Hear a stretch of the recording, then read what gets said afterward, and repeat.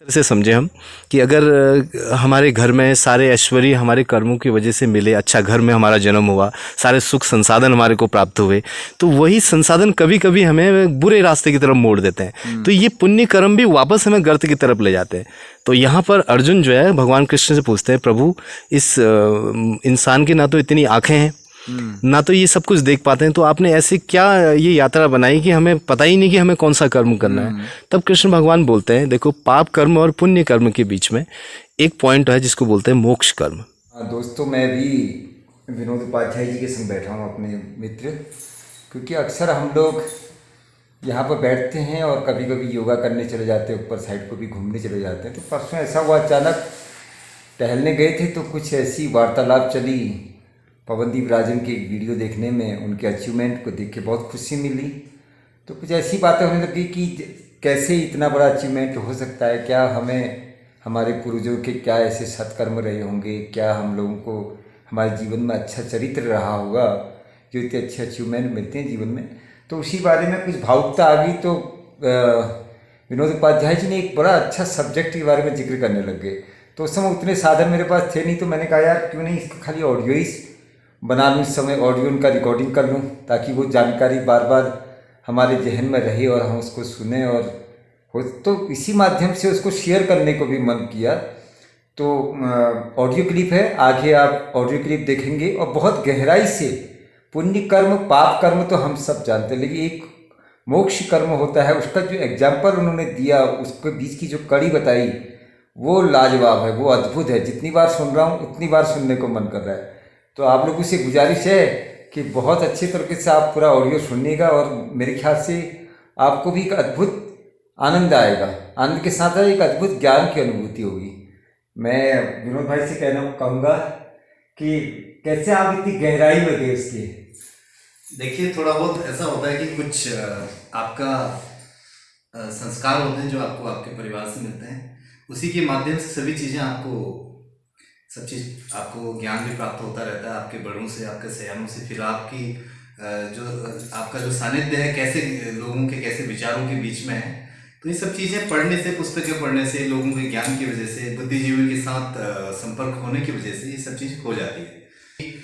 हम कितने सुबह से लेकर शाम तक जो हम अपना दिनचर्या बिताते हैं, अपने कर्मों के प्रति कितने ईमानदार हम होते हैं, ये वो हमें एक दिव्यता प्रदान करता है। उसी की वजह से हम कुछ भी सोच पाते हैं, समझ पाते हैं। तो वो ज्ञान अपने आप आता रहता है धीरे धीरे आपको, आप जैसे लोगों के माध्यम से। क्या बात है, क्या बात है, बहुत बहुत शुक्रिया जी। मैं बताना चाहूँगा दोस्तों, विनोद उपाध्याय जी लगभग 2-3 साल पहले रिटायर हुए हैं आर्मी से, और वहाँ पर भी उनका जो परफॉर्मेंस रहा वो अद्भुत रहा। उसके बाद गाँव आके भी आज भी हमारे पूरा एरिया के लोग जानते हैं, पूरे रनमन वैली के लोग जानते हैं कितने विनम्रता से भरे हुए हैं, और कर्मठता तो अद्भुत। ये देख सकते हैं आप, हम विनोद उपाध्याय जी के कैंपस में है अभी,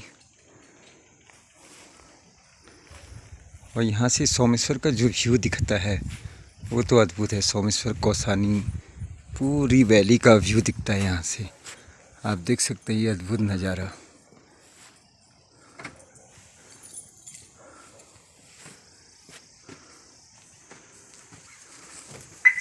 समाज उपयोगी ऑडियो को वीडियो में कन्वर्ट करने के लिए मैं अपने मित्र शंकर भंडारी जी का बहुत बहुत शुक्रिया अदा करता हूं, क्योंकि वाकई में मुझे ये बिल्कुल भी नहीं आता था। शंकर भंडारी जी जो कि हार्डवेयर इंजीनियर भी हैं, सोमेश्वर घाटी फेसबुक पेज की एडमिन पैनल भी हैं, उनका मैं बहुत बहुत तहे दिल से शुक्रिया अदा करता हूँ। कर्मठता की मिसाल में उनके वर्क से आपको दिखाऊंगा। इन्हीं यादों के साथ आगे आप ऑडियो का आनंद लीजिएगा। ऑडियो का ज्ञान से जो भी आपको अच्छा लगे उनको अपने मित्रों के साथ शेयर अवश्य कीजिएगा। ओके दोस्तों, आज अचानक, क्योंकि मेरा आप सभी लोगों को पता है मैं इवनिंग और मॉर्निंग वॉक का बड़ा आदी हूँ, आज ऐसे ही टहलते हुए विनोद भाई के वहाँ जो हमें अक्सर बैठा करता हूँ, आपने देखा होगा मैं गणानाथ वाली रोड में अक्सर टहला करता हूँ, तो थोड़ी देर के लिए बैठे थे तो कुछ आध्यात्मिक बात ऐसी चर्चा आ गई बीच में। तो उसी का जिक्र हम कर रहे थे कि जैसे पवनदीप के बारे में हमने जिक्र किया कि पवनदीप उनके कैसे उनके पूर्वजों के, उनके पापा लोगों के कितने अच्छे कर्म रहे होंगे कि उनकी परिणति और पवनदीप ने पिछले जन्म में कितना अच्छा किया होगा कि जिसकी प्रतिफल, क्योंकि इतनी छोटी उम्र है, इस समय तो इतना मौका था नहीं उनके पास इतना जल्दी बोने का कुछ कि उसकी फसल इतनी बड़ी मिल सके उसको काटने को। लेकिन ये कुछ ना कुछ संचित कर्म होते हैं जो हमारे पहले से हम करके आते हैं जन्मों जन्मों। तो उसी के बारे में कुछ ऐसी चर्चा चल रही थी। विनोद भाई ने एक सब्जेक्ट बहुत अच्छा बोला कि 3 टाइप के कर्म होते हैं। कि विनोद भाई उनके बारे में बताइए। ऐसा 3 टाइप के जो कर्म आपने वो एक्सप्लेन किया था, बहुत बढ़िया, उसको बता दीजिए। जी पांडे जी। क्योंकि अक्सर लोग ज़्यादातर यही जानते हैं कि पुण्य कर्म होते हैं, पाप कर्म होते हैं, लेकिन इन दोनों के बीच में भी एक चीज़ ऐसी होती है जो होना बहुत ज़रूरी है। उसको साइंटिफिकल अंदाज में, जो प्रैक्टिकली अंदाज में कुछ चीज़ें ऐसे एग्जाम्पल दे रहे हैं विनोद भाई। जी पांडे जी, आपने बहुत ही अच्छे विषय पर जो है आज ये शुरुआत की है बातचीत की। एक्चुअली जो आप बता रहे थे संचित कर्म, हमें नहीं मालूम कि क्या कहानी है कर्मों की, क्या संचित हैं, कितने जन्म होते हैं, क्या होते हैं। कुछ आधार हैं जो हमारे आध्यात्मिक पुस्तक हैं उनके माध्यम से जो हमको पता चलता है। तो संचित कर्म तो ज़रूर हैं, ये वो आधार है हमारे धर्म ग्रंथ जिनके बाद हमें पता चलता है शास्त्रों में जो चीज़ लिखी हुई है। तो इसी पर अगर एक बात हम करें कि हमें जो है हम किन किन एक मानव जो है एक इंसान किस तरह से बंधा हुआ है कर्मों की जो बागडोर के साथ। तो हम जानते हैं कि पाप करेंगे तो शायद बुरा मिलेगा, पुण्य करेंगे तो शायद बुरा मिलेगा। तो ज़रूर बात तो सही है कि हम अच्छा करेंगे तो अच्छा ही मिलेगा, बुरा करेंगे तो बुरा ही मिलेगा। तो हाँ, तो लेकिन इसके बीच में भी एक बातचीत है जो कि हमें मिलती है जब महाभारत में श्री कृष्ण भगवान और अर्जुन के बीच में संवाद होता है एक। उसमें जब अर्जुन मना करते हैं कि गीता में इसका पूरा सारांश में लिखा हुआ है, तो वहाँ पर एक जगह पर अर्जुन और कृष्ण भगवान का एक संवाद होता है जिसमें अर्जुन अपने पितरों को के साथ युद्ध करने के लिए मना कर देते हैं। तब उनको जो है मार्गदर्शन देते हुए कृष्ण भगवान जब उनको बताते हैं कि भाई हमें जो है किस तरह से आगे बढ़ना चाहिए और हमारे कर्मों से हमारा पूरा जो है जीवन यात्रा चलती है। तब वहाँ पर जब समझाया जाता है अर्जुन को, तो अर्जुन को बताया जाता है कि पुण्य करते हैं तो पुण्य का क्या प्रभाव होता है, पाप करते हैं तो पाप का क्या प्रभाव होता है। क्योंकि अक्सर क्या होता है, लोग सोचते हैं कि पुण्य करेंगे तो शायद हम अच्छे जीवन की तरफ ही जा रहे हैं। निसंदेह पुण्य करने से अच्छा जीवन आपको मिलेगा, लेकिन अक्सर होता क्या है, पुण्य कर्म या पाप कर्म जो भी आप बुरे कर्म करते हैं अच्छे कर्म करते हैं उसका भोग तो इंसान को लगाना ही पड़ता है। तो अगर गलत कर्मों का भोग लगाना पड़ता है तो अच्छे कर्मों का भी भोग लगाना पड़ता है।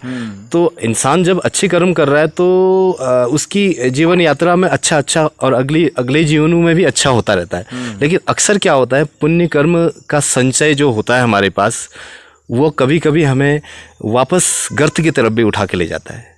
इसका इस तरह से समझे हम कि अगर हमारे घर में सारे ऐश्वर्य हमारे कर्मों की वजह से मिले, अच्छा घर में हमारा जन्म हुआ, सारे सुख संसाधन हमारे को प्राप्त हुए, तो वही संसाधन कभी कभी हमें बुरे रास्ते की तरफ मोड़ देते हैं। तो ये पुण्य कर्म भी वापस हमें गर्त की तरफ ले जाते हैं। तो यहाँ पर अर्जुन जो है भगवान कृष्ण से पूछते हैं, प्रभु इस इंसान की ना तो इतनी आँखें हैं ना तो ये सब कुछ देख पाते हैं, तो आपने ऐसे क्या ये यात्रा बनाई कि हमें पता ही नहीं कि हमें कौन सा कर्म करना है। तब कृष्ण भगवान बोलते हैं, देखो पाप कर्म और पुण्य कर्म के बीच में एक पॉइंट है जिसको बोलते हैं मोक्ष कर्म। अब ये मोक्ष कर्म क्या है? पाप कर्म हम समझ रहे हैं कि पाप करेंगे तो बुराई होगा, इसका मतलब वो दुखद बात होगी। और पुण्य कर्म क्या होगा कि उससे हमें सुख संसाधन ऐश्वर्य आगे की जीवन यात्रा हमारी जो भी होगी, करोड़ों जन्म ले रहा है एक इंसान, तो उस बीच में उसको सौहार्दपूर्ण जीवन मिलता है।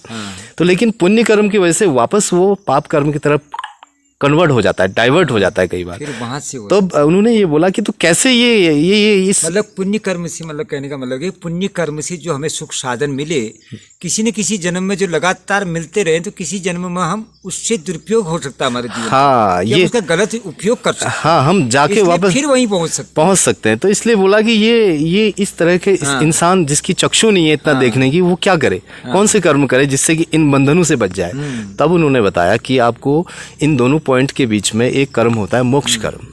तो मोक्ष कर्म क्या है, इसको इस तरह से हम समझे। एक उदाहरण आपको मैं प्रस्तुत करता हूँ। ऐसा समझ लीजिए कि कोई दयावान साहूकार थे। उन्होंने देखा कि पूरे क्षेत्र में, पूरे गांव में बीमारियां फैली हैं, कैंसर बहुत पीड़ादायक बीमारी है। तो उन्होंने सोचा कि भाई मेरे पास धन संपदा दी है भगवान ने, क्यों ना मैं गरीबों के उत्थान के लिए एक अस्पताल का निर्माण कर दूं जिसमें मुफ्त में सभी लोगों का इलाज हो। तो जब उन साहूकार महोदय ने उस अस्पताल की नींव रखते वक्त पहली ईंट लगाई है, उस वक्त जो कल्पना उन्होंने की है वो एक कल्पना कर सकते हैं कि चलो आज मैं ये अस्पताल की नींव रख रहा हूँ, इससे कई गरीबों का भला होगा, कई दुखी लोगों का कैंसर से पीड़ा से मुक्त होंगे और फ्री में इसका होगा, मेरी अगली पीढ़ियाँ चलाएंगी, मेरा नाम भी रोशन होगा इससे, मेरे जो आगे की मेरे आगे के भविष्य हैं, मेरे जो बालक हैं, नाती पोते हैं, इन सब का भी नाम रोशन होगा। तो उन्होंने जब ये कल्पना करते हुए ईंट लगाई है तो यहाँ पर ये कर्म पुण्य कर्म हो गया। यहीं पर अगर वो पहली ईंट रखते हुए ये सोचें, हे प्रभु तूने मुझे इतना कुछ बख्शा, इतना कुछ संपदा दी कि आज मैं इस लायक बन पाया कि मैं किसी के भले के लिए ये अस्पताल की पहली ईंट रख रहा हूँ, तो यही सद्बुद्धि मेरे अगली पीढ़ियों को भी देना और ऐसा बनाना कि ये पीढ़ियां कभी इस रास्ते से दूर दुखित न हो और अपने नाम के चक्कर में न रहे, वो उत्थान के लिए कर्म करें। जहां पर आप अपने नाम को रोशन करने के लिए कोई पुण्य कोई कर्म कर रहे हैं तो वो पुण्य कर्म हो जाता है। जहां पर आप मानव उत्थान, जीव मात्र के उत्थान के लिए कोई भी कर्म करें, जहां पर आप सोचें कि तूने मुझे बख्शा, इसी ताकत से मैं दूसरों की मदद के लिए काम कर रहा हूँ, तो ये जो आगे की जो पीढ़ियां हैं उसी प्रताप से आगे चलेंगी, वो मोक्ष कर्म कन्वर्ट हो गया। यानी कि एक हम पहाड़ी के एक चोटी के ऊपर हैं, इस तरफ पुण्य कर्म है, इसी तरफ जो है मोक्ष कर्म है। हम कहाँ को बह जाते हैं, हमने नजरिया क्या रखा और कैसे उसको जो चीज हमें मिले, पुण्य कर्म से जो फल मिले जी, उनका कितना सदुपयोग किया जी, और बिना अटैचमेंट लिए जी। कहने तो का मतलब है अब आप एक मंदिर का निर्माण कर रहे हैं, आप अपने नाम की रोशन करने के लिए उसका कर रहे हैं, उससे लोगों का भला तो हो रहा है। कोई अस्पताल का निर्माण कर रहे हैं कि मेरा नाम होगा कल की भैया कि इन्होंने ये अस्पताल खड़ा किया था, मेरी पीढ़ी दर पीढ़ी वो अस्पताल से पुण्य का भोग कर रही है, लेकिन वो पुण्य कर रही है। लेकिन आपने यहाँ पर ये सोचा कि इससे मानव का उत्थान होगा, मेरा नाम न रोशन हो, उसमें अपनी कोई अटैचमेंट न रखते हुए आपने मानव के उत्थान के लिए जो कर्म किया है तो वो आपका मोक्ष कर्म हो जाता है। अभी एग्जाम्पल ना ये आपने जो दिया मेरे को बहुत बढ़िया लग रहा। इसमें देखो ना विनोद भाई, एक दाईमा होती है ना, दाईमा, वो जिस घर में किसी बच्चे के देख रेख के लिए जाती है वो तब तक उसकी सेवा करती है, माना उसका मालिक उसको देख के खुश नहीं हुआ या उसको देख के, तो वो उसके साथ अगले उसको जैसे ही निकाल देता है और वो अपने तरीके से सही है, क्योंकि जरूरी नहीं है कि हम सामने वाले को सेटिस्फाई से पता नहीं उसके अंदर क्या चीज़ है ना, वो किस नज़रिए से मेरे को देख रहा है, तो वो छोड़ के चली जाती है। अगला जब उसको नौकरी मिलती है, अपना बच्चा मिलता है, तो वो पहले वाले बच्चे को भूल जाती है, बिल्कुल औस्मरत हो जाती है। जी हाँ।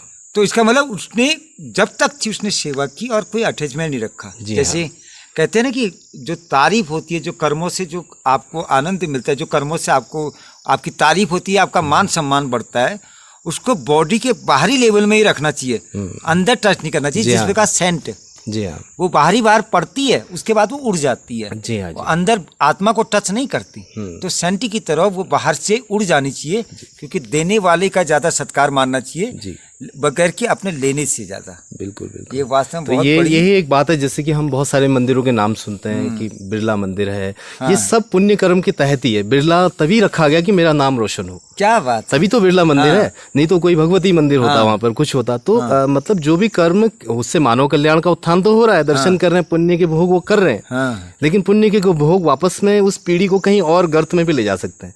तो इसलिए बोला गया है कि कर्म जो आपने करने इतनी क्षमता आपको भगवान ने दे दी है, तो उसको मोक्ष कर्म करने की, कन्वर्ट करने की कोशिश करनी चाहिए। वहां पर ये ना हो कि आप अगर कोई चीज का जन कल्याण के लिए कोई काम कर रहे हैं, वहां पर अगर मेरा नाम हो, मेरा फेम हो, नेम हो, इस तरफ बढ़ रहे हैं, तो वो पुण्य कर्म तो हो जाएगा, लेकिन मोक्ष कर्म नहीं होगा।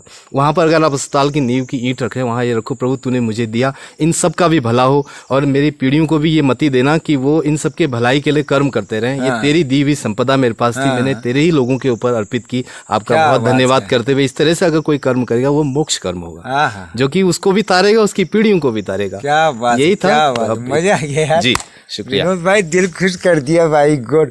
पहले असली में दोस्तों हमारी बात ऐसी चल रही थी उसमें, लेकिन मैं इतनी गहराई में चला गया उस कन्वर्सेशन में कि मैंने कहा यार विनोद भाई क्यों ना आप मुझे सारी चीज़ें बताएं, लेकिन मैं इसको अपने मित्रों के साथ भी शेयर करना चाहता हूँ, क्योंकि बहुत वैल्यूबल है, बहुत वैल्यूबल। क्योंकि दोस्तों एक मौका मिलता है हमें किस तरीके से हम उसको फॉलो करते हैं ये हम पे डिपेंड करता है। एक आदमी को रसगुल्ला दिया जाता है, एक आदमी 4-5 रसगुल्ले एक को दिया जाता है तो वो अकेले खा जाता है, और एक आदमी ऐसा भी है जिसको 4-5 रसगुल्ले कोई देता है तो वो बाँट बाँट के खाता है। आपने गौर किया होगा, आनंद के दोनों को मिलता है, लेकिन एक का पाचन अच्छा हो जाता है, एक का पाचन बिगड़ जाता है। चीज़ दोनों को बराबर मिली है। बस हमें सोचना है कि हमें कोई चीज़ मिलती है तो हम उसका उपयोग कैसे करते हैं, चाहे वो ज्ञान हो, चाहे वो कोई अदर संपदा हो। बहुत बहुत धन्यवाद महाराज विनोद जी। वाह यार, दिल खुश कर दिया यार तुम्हारे शब्दों ने यार, मज़ा आ गया। वाह, थैंक यू।